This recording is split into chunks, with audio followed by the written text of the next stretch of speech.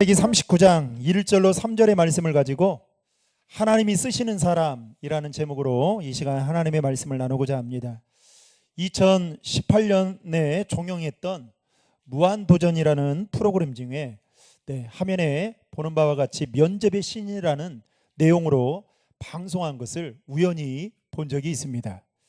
이 면접의 신은 무한도전 멤버들이 취업 준비생이 되어 실제로 면접에 도전하는 내용을 보여주는 이야기입니다. 이 무한도전 측은 30개 기업에 촬영 협조 공문을 보내어서 그중에 렉슨과 혜태제가 식품과 그리고 배달의 민족이 동의를 해줘서 이들 3개 기업에 무한도전 member들이 실제로 면접을 보게 되었습니다. 그 당시 무한도전 멤버로 유재석, 박명수, 하하, 정준하, 조세호, 양세형 등이 멤버였는데 많은 사람들이 그 당시에 이 프로그램을 보면서 무한도전 멤버 중에 국민 MC인 유재석이 세계의 기업에서 가장 많은 러브콜을 받을 것이다. 저 또한 그것을 보면서 그렇게 예상을 했습니다.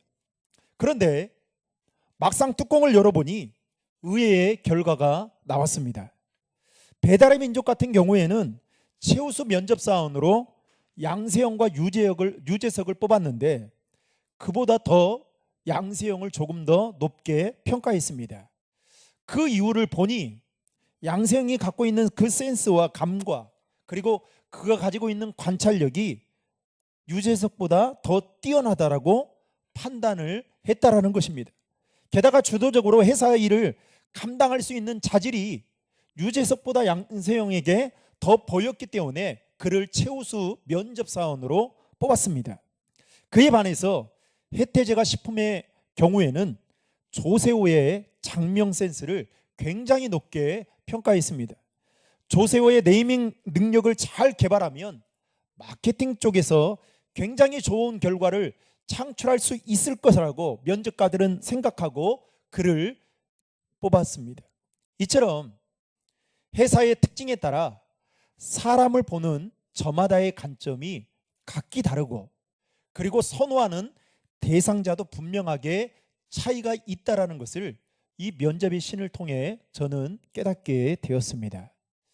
그런데 그 방송을 보면서 불현듯 들었던 생각이 세상의 기업만 이러한 기준이 있는 것은 아니다라는 생각을 하게 되었습니다.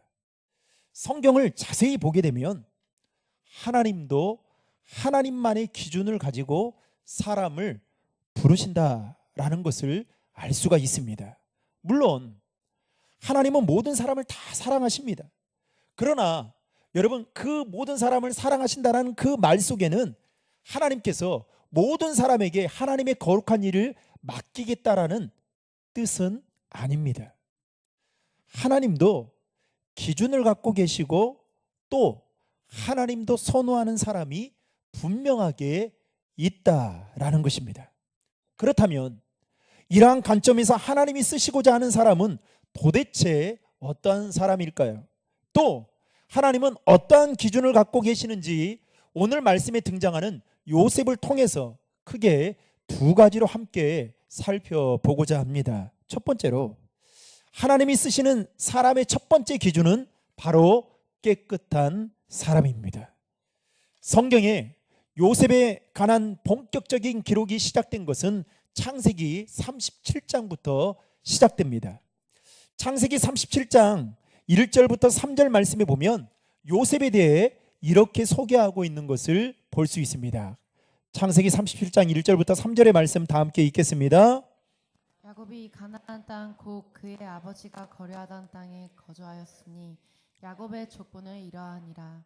요셉의 17세의 소년으로서 그의 형들과 함께 양을 칠 때에 그의 아버지의 아내들 비라와 실바의 아들들과 더불어 함께 있었더니 그가 그들의 잘못을 아버지에게 말하더라.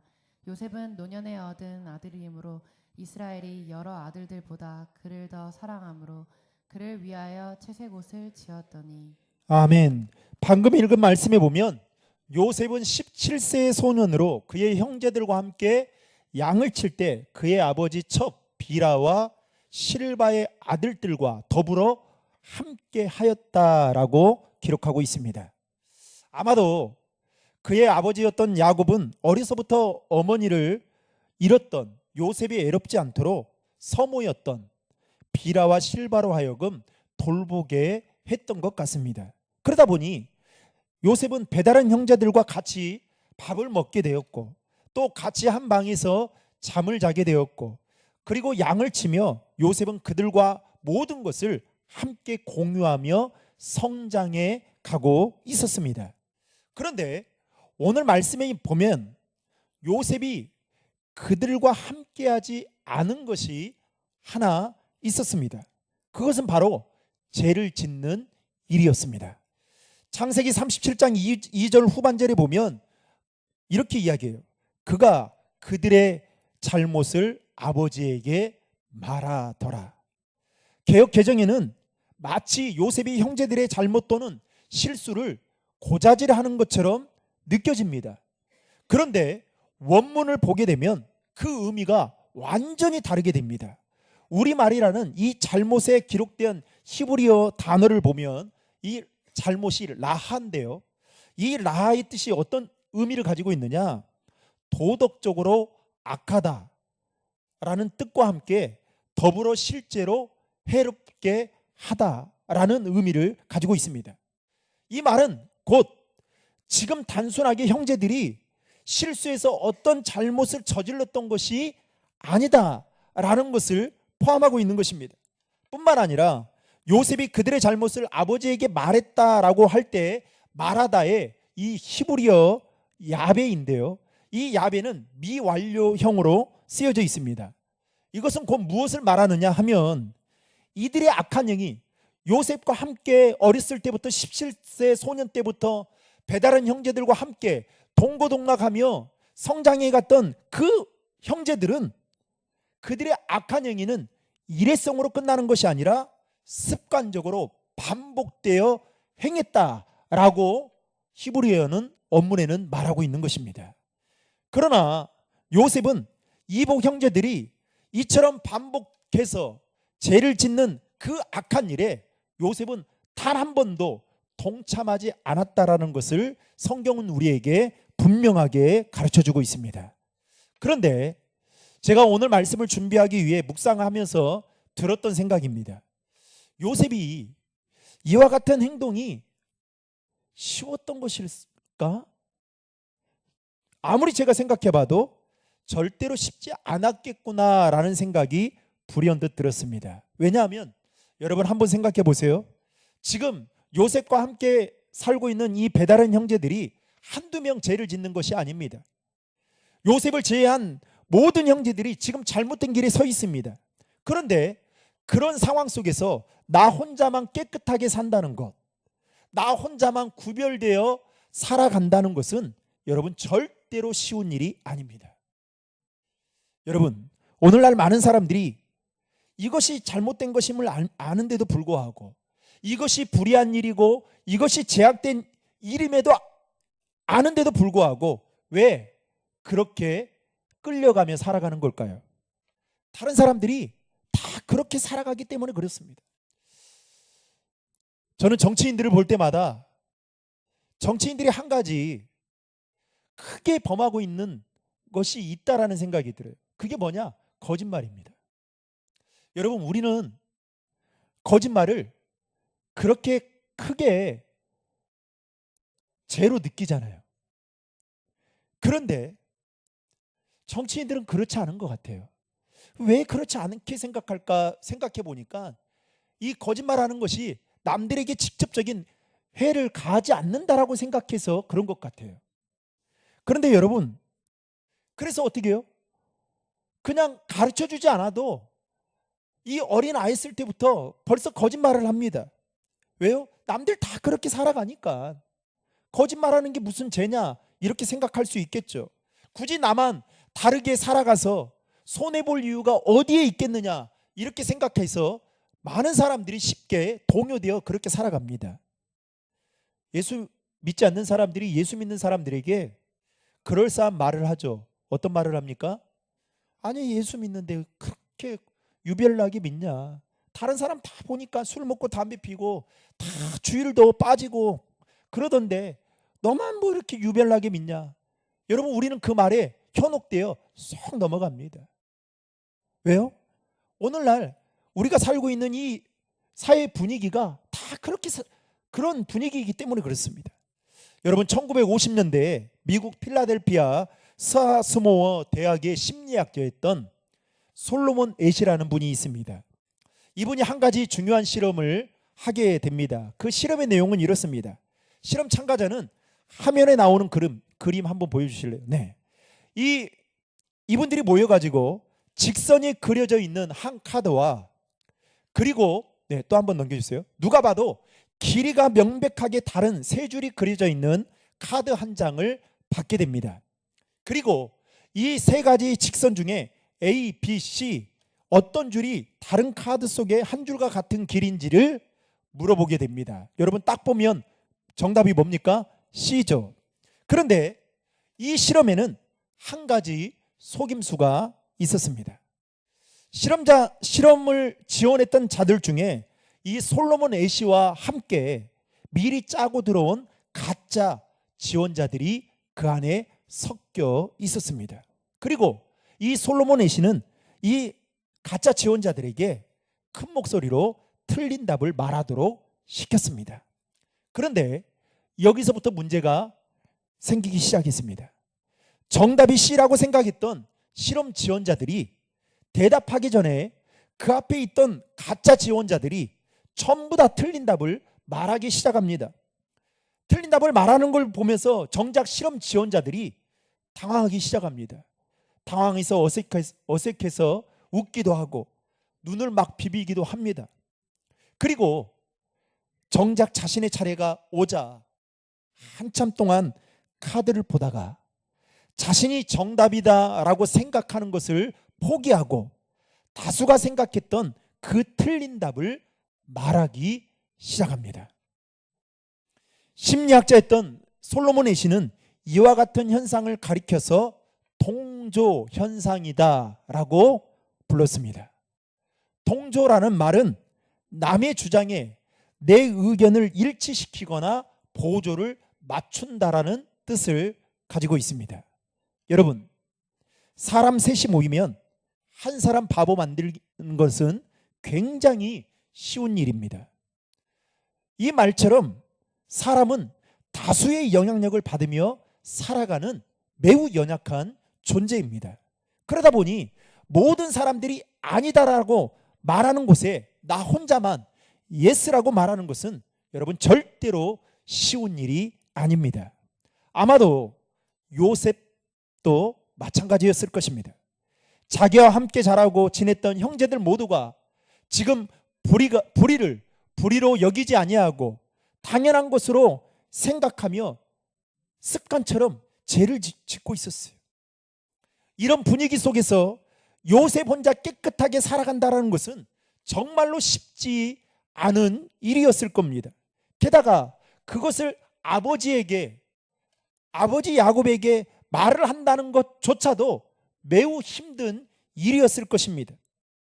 그러나 요셉은 그런 상황 속에서도 어떻게 합니까? 끝까지 그들과 구별되어 살았습니다.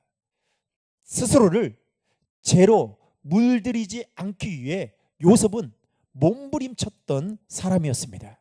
그리고 이러한 요셉의 노력은 오늘 본문인 창세기 39장에 이르러서 빛을 발하기 시작합니다. 오늘 본문 7절부터 10절 말씀에 보면 종으로 팔려간 요셉이 보디발의 아내로부터 지속적인 유혹을 받는 장면에 대해 기록하고 있습니다. 여러분, 보디발의 아내에 관한 이 내용은 코란, 이슬람 교도들이 보는 코란과 유대 경전에도 등장하는데요. 성경에서는 이 보디발의 아내의 이름이 나와 있지 않아요. 그런데 코란에 보면 이 보디발의 아내의 이름을 어떻게 소개하고 있냐면 질라이카라고 부르고 있고요. 유대 경전에는 젤리카라는 이름으로 소개가 되고 있는 것을 볼 수 있습니다. 더욱이 코란을 보게 되면 요셉이 얼마나 그 당시에 잘생긴 청년이었던지, 요셉을 봤던 여자들이 요셉의 얼굴을 보는 순간 넋이 나갈 정도였고, 심지어 나이프로 자신의 손을 베었는데도 불구하고 그것을 잊어버릴 정도로 요셉의 얼굴을 보며 감탄했다라는 거예요. 그 정도로 요셉의 외모는 출중했고, 보디발의 아내는 이렇게 잘생긴 요셉을 가만두지 않고 어떻게든지 요셉을 유혹하기 위해 온갖 방법을 다 동원했습니다. 오늘 말씀 7절을 보면 동침하기를 청하니라 라는 말이 나옵니다. 이 말은 보디발의 아내가 요셉에게 했던 말이죠. 그런데 이 말은 단순히 권하는 표현이 아니에요. 명령형으로 쓰여져 있습니다. 무슨 말일까요? 보디발의 아내가 행한 그 유혹이 요셉에게 간청에 해당되는 유혹이 아니라 자신이 가지고 있는, 자신의 남편이 가지고 있는 그 권력과 힘을 가지고 횡포에 가까운 유혹을 하고 있다라는 뜻입니다. 따라서 요셉이 보디발의 아내의 요구를 거절했을 때에 어떻게 될까요? 지금 갖고 있는 자신의 모든 권위를 언제든지 다 빼앗길 수 있고 이어받을 수 있고 박탈당할 수 있는 상황 가운데 요셉은 놓여져 있었습니다. 게다가 요셉은 뭐였습니까? 노예였어요. 그러다 보니 아무런 선택권이 그에게는 없었습니다. 그런데도 불구하고 이 보디발의 아내의 유혹에 요셉은 단호하게 거절합니다. 즉 무슨 말일까요? 요셉은 자신에게 어떠한 불이익이 온다 할지라도 제 길에 제로 내 자신을 물들이지 않겠다라는 단호한 결단이 그의 마음속에 있었던 것을 보게 됩니다. 즉 요셉은 주변 사람들의 분위기에 동조하거나 또는 권력과 힘 앞에 비굴하게 끌려가는 삶을 살지 않았던, 영적으로 보면 매우 깨끗했던 사람이었다라는 것을 성경은 우리에게 보여주고 있습니다. 사랑하는 성도 여러분, 하나님은 저와 여러분을 마르고 닳도록 쓰시기를 원하십니다. 아멘. 제가 오늘 이 말씀을 준비하면서도 하나님, 우리 교회가 정말 하나님 앞에 마르고 닳도록 쓰임받는 교회가 되게 해주십시오. 목양실에서 오면서 기도했어요. 여러분, 그러나 우리가 그냥 소망한다고 생각한다고 쓰임받는 게 절대 아닙니다. 하나님이 쓰시기에 합당해야 돼요. 그 합당하려면 오늘 요셉과 같이 깨끗해야 됩니다. 아멘. 디모데후서 2장에 보면 세상에는 다양한 그릇들이 있다라고 소개합니다. 금그릇, 은그릇, 나무그릇, 질그릇과 같은 다양한 그릇들이 존재한다라고 말합니다. 그러면서 디모데후서 2장 21절에 뭐라고 이야기를 하냐면 이렇게 말씀합니다. 같이 읽겠습니다. 그러므로 누구든지 이런 것에서 자기를 깨끗하게 하면 귀히 쓰는 그릇이 되어 거룩하고 주인의 쓰심에 합당하며 모든 선한 일에 준비함이 되리라. 아멘. 금방 읽었던 말씀에 보면 자기를 깨끗하게 하면 귀히 쓰는 그릇이 된다라고 말하고 있습니다. 즉 깨끗하지 않으면 아무리 비싼 그릇이다 할지라도 주인이 쓰지 않는다는 것이죠.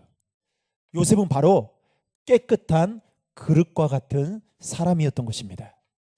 사랑하는 성도 여러분, 바라기는 저와 여러분도 하나님이 쓰시기에 합당한 깨끗한 그릇과 같은 자들이 되시기를 주님의 이름으로 축복합니다.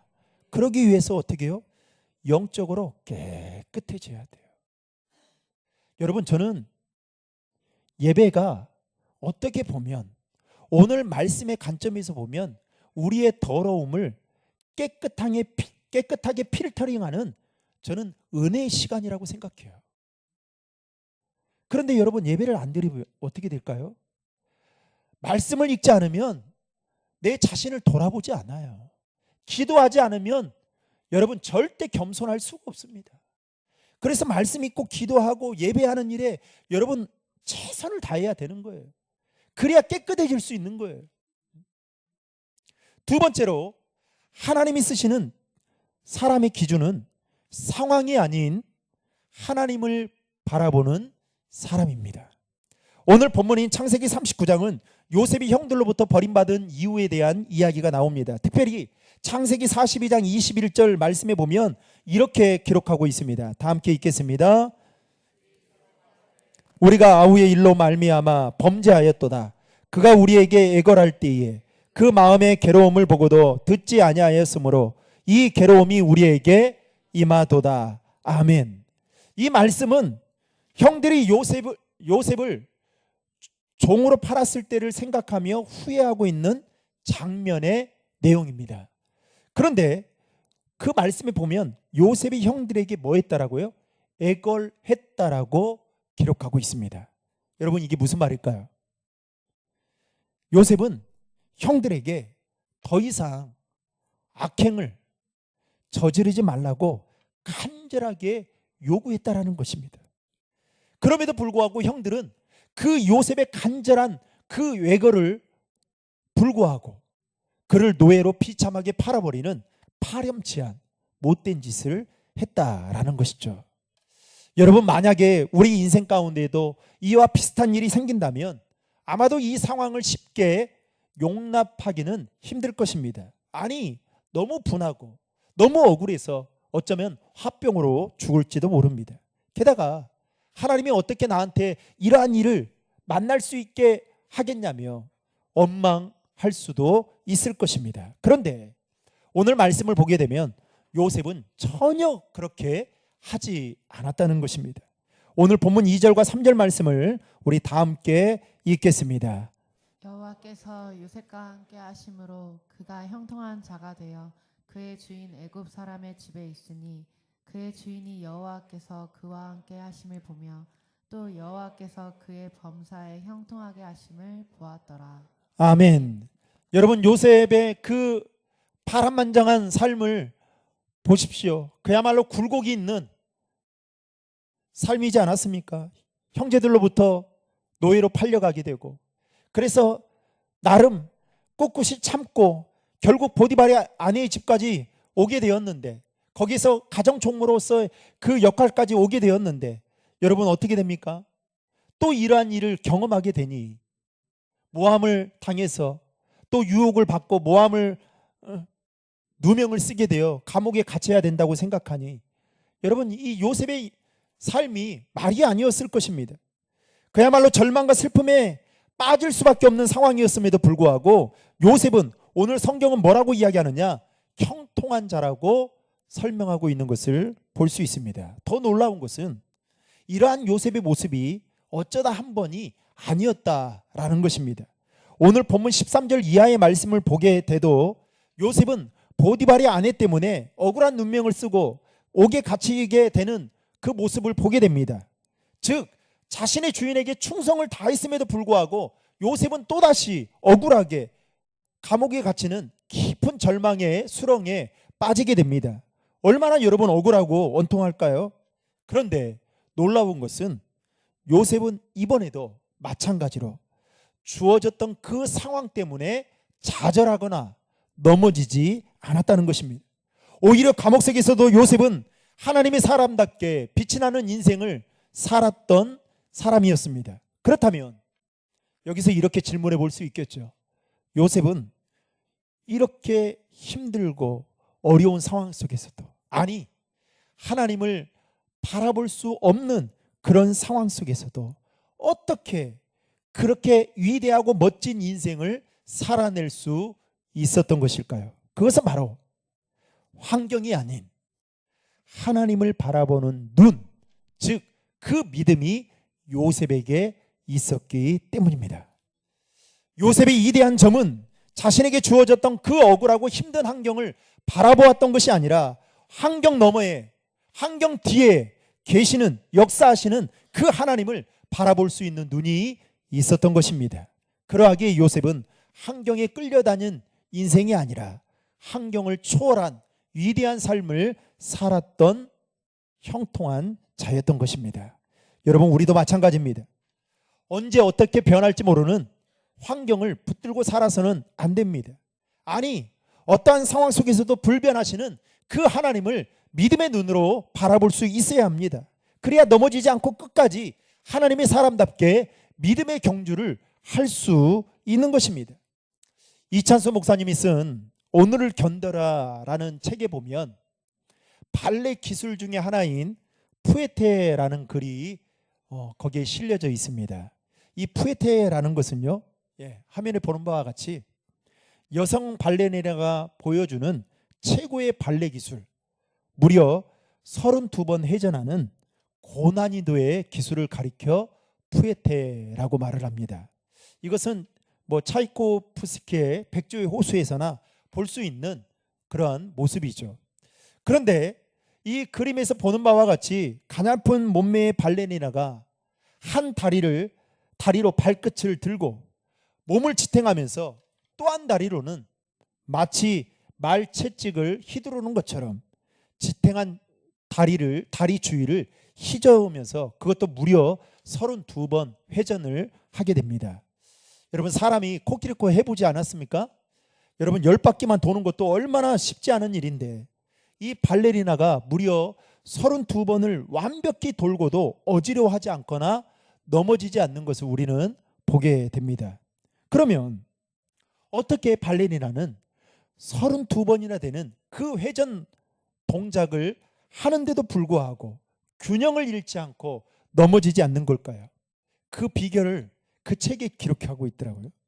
이렇게 말하고 있어요. 발레리나가 회전을 시작할 때 가장 먼저 하는 일이 있다라는 거예요. 그게 뭐냐? 무대 중앙에 있는 한 관객을 딱 골라서 그 사람만 응시한다고 합니다. 그리고 손을 비롯한 다른 모든 신체가 돌아갈 때까지, 얼굴은 끝까지 그 자신이 응시했던 그 한 사람을 계속 응시하다가 마지막까지 돌고 다시 몸과 손이 움직이기 전에 머리를 가장 먼저 돌리면서 다시금 그 사람을 계속해서 응시한다라는 것입니다. 이렇게 32번 회전을 하는 내내 중앙에 있는 그 한 사람만 응시하면 발레리나는 넘어지지 않고 완벽하게 자신의 균형을 잃지 않으면서 돌 수 있게 된다라는 것입니다. 저도 집사람이 그러더라고요. 여기만 보지 말라고. 근데 제가 보니까 여기가, 이 오른쪽이 예배 드리는 사람들이 많아요. 또 이뻐요. 왼쪽도 이뻐요. 찬양대도 다 이뻐요. 그런데 자꾸만 제가 얘를 보니까 이쪽만 보는 것 같아요. 그래서 제가 응시를 모니터를 보고 있어요. 모니터. 가운데 있는 모니터 보면서 좀 설교를 해야겠다. 그래야 다 성도들이 볼 수 있지라는 생각을 하는데요. 여러분, 우리가 환경을 보게 되면 변하는 환경 앞에 그야말로 정신을 차릴 수가 없습니다. 하지만 변하지 않는 그 가치를 붙들면 어떠한 환경 속에서도 절대로 흔들리지 않게 됩니다. 그래서 우리는 급격히 변하는 세상 속에서도 영원하신 하나님께 우리의 시선을 고정시켜야 되는 것입니다. 말씀을 맺고자 합니다. 오늘 말씀을 통해 하나님께서 쓰시는 사람의 기준을 요셉의 삶을 통해, 요셉의 모습을 통해 우리는 두 가지로 살펴보았습니다. 첫 번째는 깨끗한 사람입니다. 사랑하는 성도 여러분, 저와 여러분이 하나님 앞에 쓰임 받기를 원하고자 하는 그 마음을 갖기 이전에 내가 영적으로, 육적으로 하나님 앞에 깨끗한 사람인지 돌아보아야 됩니다. 또 하나는 하나님을, 어떠한 상황 속에서도 하나님을 신뢰하며 바라볼 수 있는 그 믿음이 나에게 있느냐 하는 것입니다. 사랑하는 성도 여러분, 우리는 새해를 맞았어요. 벌써 눈 깜짝할 사이에 한 달이라는 시간이 이제 지나가고 있는 시간입니다. 있습니다. 새해가 지났는데 여러분, 우리 사회가 변한 게 있습니까? 어찌 보면 더 어둠의 구렁텅이로 소용돌이 속으로 우리를 더 안내하는 것처럼 느껴지지 않습니까? 우리가 처한 상황, 우리가 처한 환경 바라보면 정말로 답이 없습니다. 저는 결혼을 눈앞에 둔 또 청년들, 앞으로 또 결혼해야 될 청년들에게도 분명하게 말합니다. 여러분들이 어떠한 기준을 가지고 배우자를 선택하는지 모르겠지만 상황과 환경을 보고 배우자를 선택하는 순간, 그것이 어느 순간 안개와 같이 사라지게 되면 그것 때문에 선택했던 것들이 땅을 치며 후회하게 될 거예요. 저는 우리 청년들이 가끔 이렇게 말해요. 목사님, 모은 게 하나도 없어요. 그래서 조금 더 모으고, 그래 제가 조금 더 모은 게 얼마냐 물어봐요. 그런데 말을 못해요. 근데 대충 보니까 뭐 몇천만 원 되는 것 같아요. 근데 제가 물어봅니다. 몇천만 원 모으는 거 쉽냐고. 여러분, 쉽지 않거든요. 왜요? 여러분, 뭐 아파보세요. 그 모았던 거 다 고스란히 병원에 갖다 바쳐야 됩니다. 그렇게 힘써서 몇 년 동안 아끼고, 그리고 절제해 가면서 하고 싶은 거 다 줄여가면서 그렇게 아등바등 모았는데 갑자기 몸에 이상이 생기면 여러분, 그 10년의 시간 다 마치 밑빠진 독에 물 붓는 것처럼 상황과 환경을 보면 다 그렇습니다. 저도 가끔 이런 생각이에요. 우리 교회 우리 어르신들이 올 때 에스컬레이터나 엘리베이터가 있으면 좋겠다. 상황을 보면 그게 언제나 될까? 환경을 보면 언제 그 꿈이 이루어질까? 답이 보이지 않습니다. 그런데 여러분, 그럴 때마다 낙심이 되고, 그럴 때마다 좌절이 돼요. 그런데 여러분, 잘 한번 생각해 보십시오. 아마 우리 신도림 중앙교회가 37년의 역사 동안 이 과정 속에 여기까지 오기까지 정말 상황과 환경이 단 한 번도 좋은 적은 저는 없었다고 생각합니다. 그런데 여러분, 지금 이곳에 예배할 수 있는 것, 이게 하나님의 은혜 아니겠습니까? 우리가 믿음의 눈으로 바라보자는 거예요. 상황보다 환경보다 하나님을 더 크게 바라보자라는 겁니다. 홍해 바다를, 우리 인생 가로 앞을 막고 있는 홍해 바다를 바라보는 것이 아니라 홍해 바다 너머에 계시는 그 하나님 바라보자는 거예요. 바라기는 저와 여러분도 요셉과 같이 그 영적으로 깨끗하고 상황과 환경보다 하나님을 더 크게 믿음의 눈으로 바라봄을 통해서 저와 여러분이, 또 우리 교회가 하나님 앞에 마르고 닳도록 귀하게 쓰임받는 은혜가 있기를 주님의 이름으로 축원합니다.